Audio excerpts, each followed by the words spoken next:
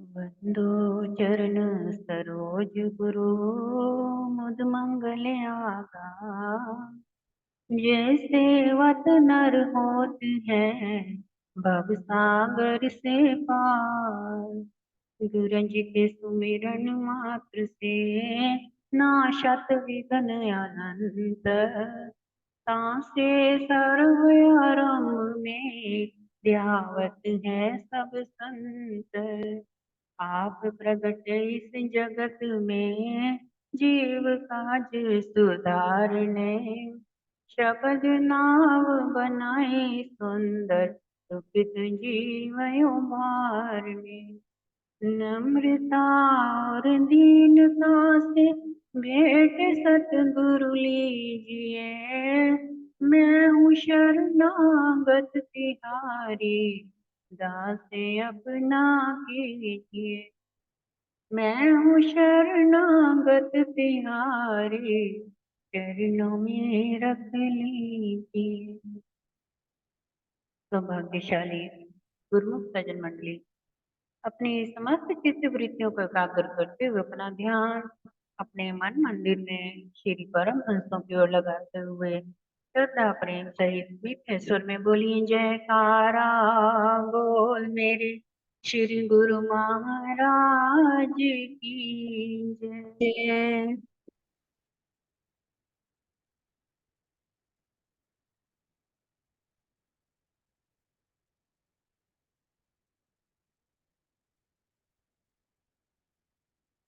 तुलसी काया खेत है मनसा भयो किसान। पाप पुण्य दो बीज हैं भूवे सोलूने गुरुमुखो गोस्वामी तुलसीदास जी कहते हैं कि शरीर मानो एक खेत है और मन जो है वो किसान है। और जिसमें ये किसान पाप और पुण्य रूपी दो प्रकार के बीजों को बोता है। जैसे बीज बोएगा वैसे ही उसे अंत में फल काटने को मिलेंगे। तो जैसे कर्म हम कमा रहे हैं वही हम आगे आगे पा रहे हैं। क्योंकि रात दिन जीवन जो है जैसा भी व्यतीत हो रहा है, लेकिन इस जीवन की जो स्वास्थ्य हमें मिली हैं ये बहुत जल्दी जल्दी समाप्त होने पे आ रही हैं। समय बहुत जल्दी बीत रहा है और न जाने कौन सा पल कौन सा श्वास आखिरी हो। तो इसी प्रकार से बताया जाता है कि हमारा जो यानी जो हमारी काया है ये एक खेत है और मन जो है वो किसान है और पाप पुण्य हमारे बीज हैं।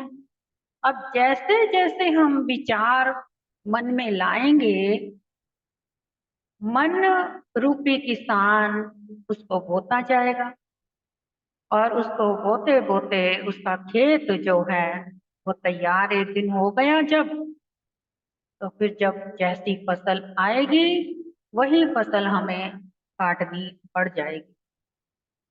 जैसे कि अभी आज की ही घटना घटी है जो कि न जाने कौन से कर्मों का सिला आज आपने जो देखा ना, जो सुना आपने न्यूज में फ्लाइट का क्रैश हुआ है जो अहमदाबाद में। तो देखो ना उसमें जो सवारियां बैठी थी कौन सवारी कहाँ की थी क्या विचार लेके बैठी थी कौन से उसके अंदर कर्म थे, कैसे भाव थे। अब एक के कारण भी, अगर एक के भी मानव भाव कर्म मंदे माड़े हों तो उसकी वजह से सबको अंजाम भुगतना पड़ता है। या फिर एक के भी अगर कर्म बहुत प्रबल हों, विचार शुद्ध हों, परमात्मा में वृत्ति हो, तो उसके अच्छे कर्मों का रिजल्ट भी उसके साथ जो भी सगे संबंधी या उसके साथी जो भी होंगे उनको भी उसका भुगतान प्राप्त होता है।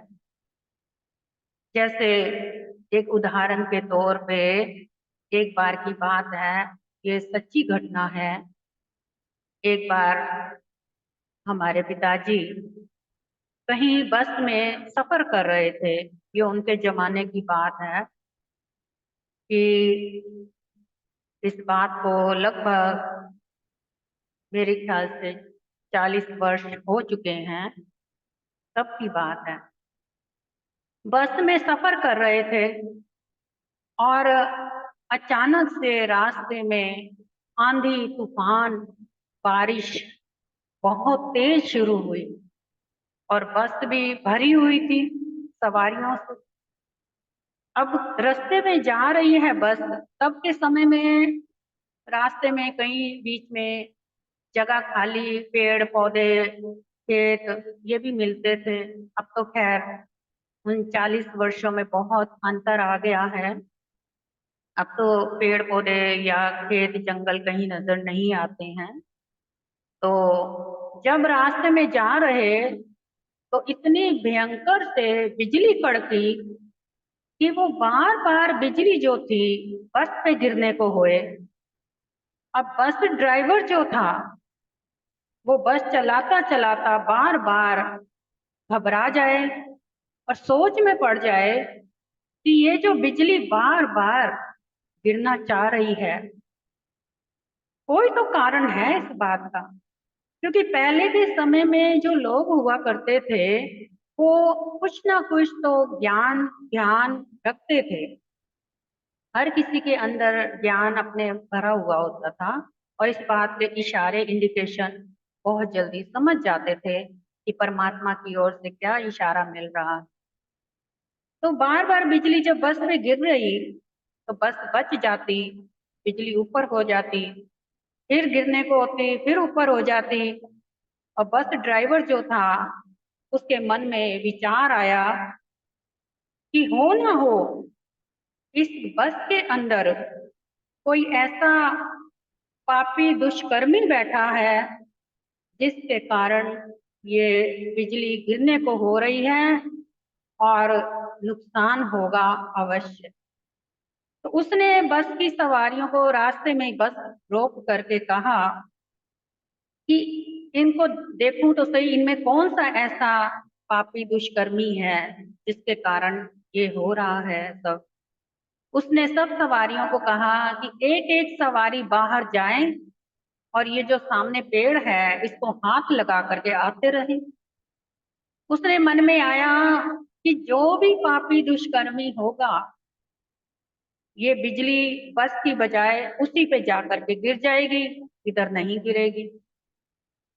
और इतने में क्या हुआ कि सबसे पहला नंबर जो था, आगे ही सवारी सबसे पहले नंबर पे जो बैठी थी उसका नंबर था बाहर निकलने का। तो वो सवारी कौन थी? हमारे अपने पिताजी। तो जैसे ही वो उतर करके पेड़ को हाथ लगाने निकले, इतने में बस पर बिजली गिरी और बस सारी की सारी आग में भस्म हो गई और सारी सवारियां जलकर राख हो गई। तो यानी कि क्या हुआ, कारण क्या था कि एक व्यक्ति अगर कोई भक्ति भाव वाला हो, क्योंकि हमारे पिताजी बहुत भक्ति वाले थे, हर वक्त उनकी जुबान पर सत्संग, प्रभु की महिमा, नाम, सुमिरन हर वक्त चलता था। और वो कभी भी कहीं भी बैठे हुआ करते थे, कभी भी किसी बात का कोई जिक्र नहीं, सिवाय सत्संग के, सिमरन के या प्रभु की लीला के, और इसके अलावा कुछ भी नहीं किया करते थे। और वो बस में बैठे हुए भी सिमरन कर रहे थे, जिस कारण बस का बचाव हो रहा था। और एक शख्स की वजह से बस बच रही थी, लेकिन अगर सारी सवारियां अगर निकल जाती, केवल वही रह जाते बस में, तो बिजली कहाँ गिरनी थी? जहां सारी सवारियां निकल के बाहर, यानी कि सवारियों के ऊपर गिरनी थी। क्यों? क्योंकि न जाने उनमें कौन कौन सी सवारी ऐसी थी जिनके पाप कर्म जागृत हो चुके थे, और उनकी वजह से दुष्परिणाम सबको भुगतना पड़ना था। और वही बात हुई। अब जैसे ही हमारे पिताजी बाहर निकले, बस राख हो गई जल करके बिजली की वजह से। ऐसे ही आज आपने जो दुर्घटना सुनी है कि जो प्लेन क्रैश हुआ है, तो उसमें भी अब ना जाने कौन से कर्मों की कौन सी रूहें बैठी थी, कौन से भाव लेकर के, कौन से विचार लेकर के, या कौन सी ऐसी बात थी किसी के अंदर कि किसी की वजह से सबका नुकसान हुआ। तो नाम इसीलिए महापुरुष फरमाते हैं कि पल पल क्षण क्षण श्वास हमारा बीत रहा है, समा बीत रहा है, और बहुत जल्दी हमारे अंतिम श्वास नजदीक है। ना जाने आखिरी श्वास कौन सा हो। तो कोशिश करना चाहिए कि हर पल, हर वक्त, हर घड़ी आप सिमरन को ना भूलें, क्योंकि वो नाम ही एक सुरक्षा कवच है। हमारे श्री पंचम पातशाह जी, श्री गुरु महाराज जी फरमाया करते थे कि जिस गुरुमुख के अंदर हमारा रूहानी नाम पहुंच गया, अब वो चाहे कैसे भी भक्ति करे, लेकिन हमारा जुम्मा है कि उसकी सुरक्षा रक्षा करना और उसका हर वक्त ख्याल रखना। लेकिन उसके बावजूद अगर किसी के अंदर संशय भरम आता है, नाम सिमरन भी करते हैं, भक्ति भी करते हैं, सेवा भी करते हैं, लेकिन संशय भरम अगर साथ में चल रहा है, तो इसमें क्या हो गया कि जो जैसे हमने सुरक्षा कवच पहना नाम का, तो संशय भरम के उसके अंदर छेद होते गए। अब जब वो छेद हमने कर दिए खुद ही संशय भरम से, तो फिर खतरा तो लाजमी है ना। गोली कहीं से भी लगे, तीर कहीं से भी आए, उस छेद के अंदर तो जाएगा ही जाएगा। तो इसी प्रकार से अगर कोई सोचे कि हम भक्ति कर रहे हैं, सेवा सिमरन करते हैं, सत्संग सुनते करते हैं, तो फिर हमारे ऊपर ऐसा क्यों हुआ, वैसा क्यों हुआ, ये इसी कारण हुआ, संशय भरम की वजह से।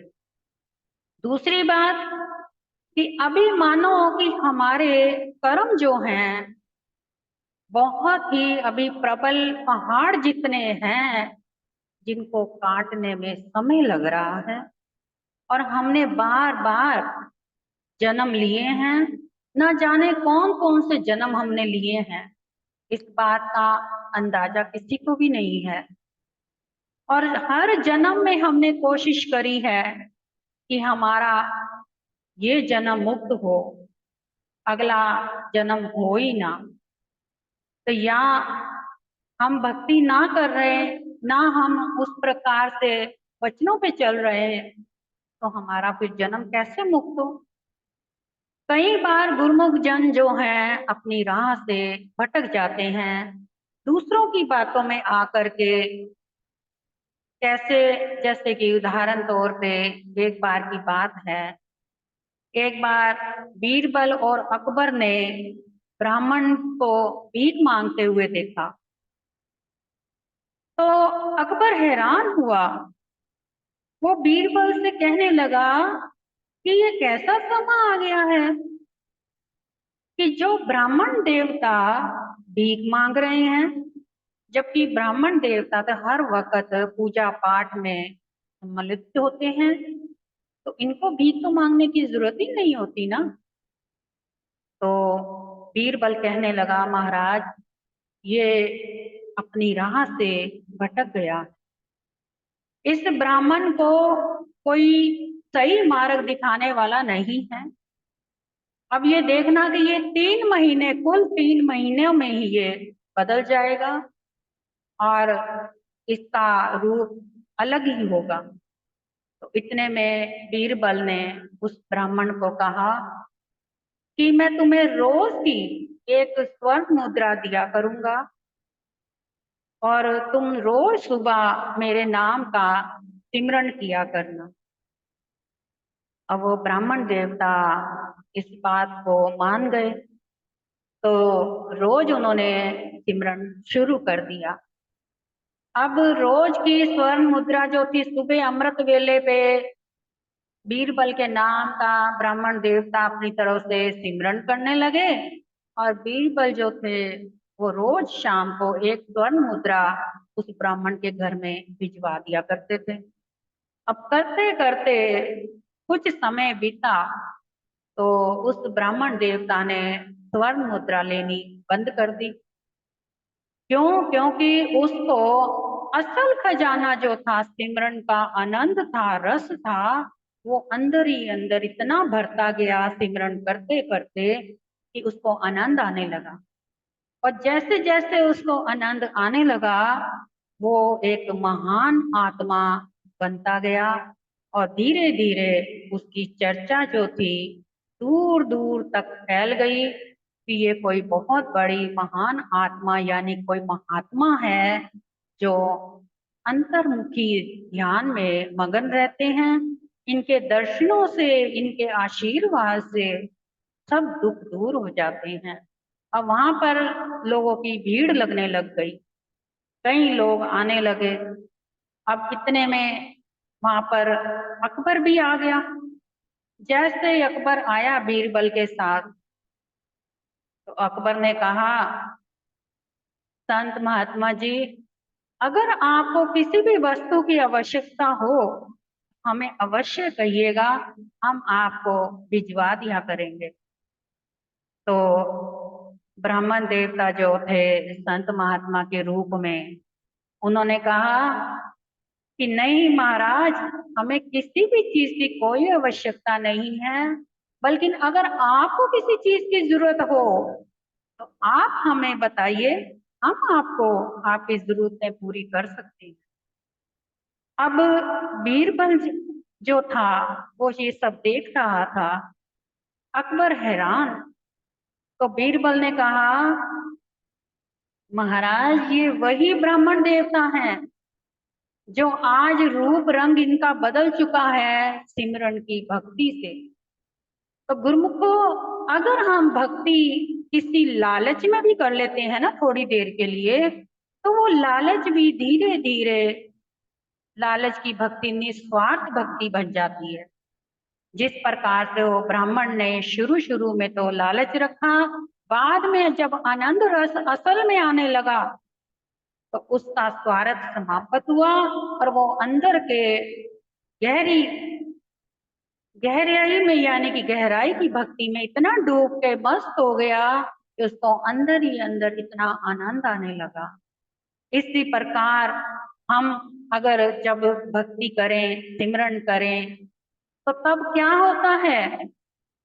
तब जीव ये कहता है, जब मैं था तब हरि नहीं, अब हरि है मैं नाही, सब अंधियारा मिट गया जब दीपक देखा माही।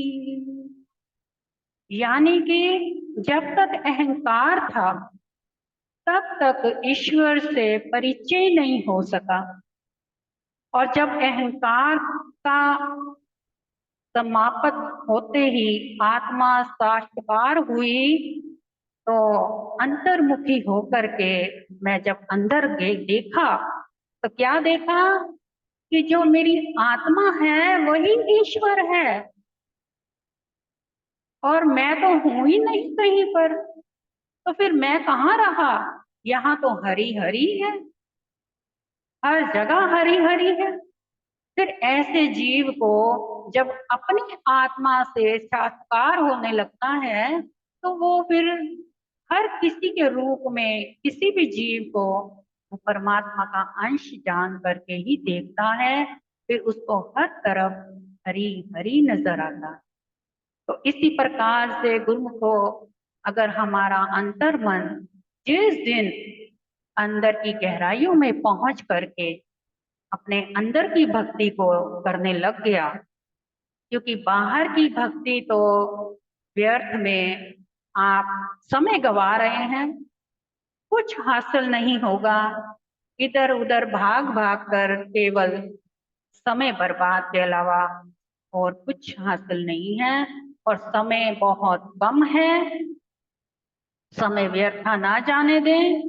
बहुत जितना जल्दी हो सके सिमरण अंदर की अपनी दृष्टि से करें, अंतर ध्यान होकर के करें। अभी कुछ दिन पहले आपने अपने ग्रुप में नाम जाप सुना होगा। तो उस नाम जाप में भी यही बताया गया है कि श्वास श्वास में ध्यान करते हुए अपने अंतर्मुखी होकर के अपने सिमरन की आवाज को सुने, महसूस करें कि श्वासों में शहनाई बज रही है नाम की। उस शहनाई को, उस बांसुरी को जब तक नहीं सुनेंगे तब तक अंतर्मुखी नहीं हो पाएंगे। तो इसलिए गुरुमुखो महापुरुष आखिरी वक्त तक यही फरमाते रहे हैं कि जितना हो सके गुरुमुख को सिमरन से जुड़े, जितना हो सके सिमरन वो चीज है, वो बात है जिस प्रकार से एक शादी है, शादी में हर प्रकार के लोग आए हैं, बहुत सारे मेहमान हैं, सब कुछ है, बैंड बाजा भी है, बाराती खाने पीने को सब कुछ है, लेकिन उस शादी में एक दूल्हा नहीं है। तो भला वो शादी कैसी शादी हुई?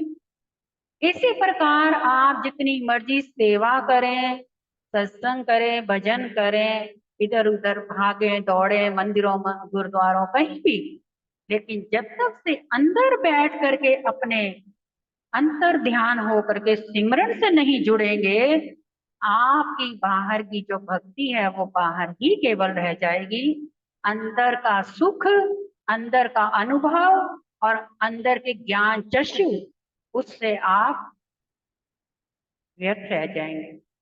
इसलिए अपने अंदर का ध्यान करते हुए सिमरन करें, चाहे कितना भी देर बैठे। और सिमरन जब तक अंदर नहीं होगा, बाहर से करने का कोई रस नहीं, जब तक से अंदर का रस ना बने। तो महापुरुषों के वचन है, समय बीत गया है, अगला फिर अगली बार होगा। बोल जयकारा, बोल मेरे श्री गुरु महाराज की जय।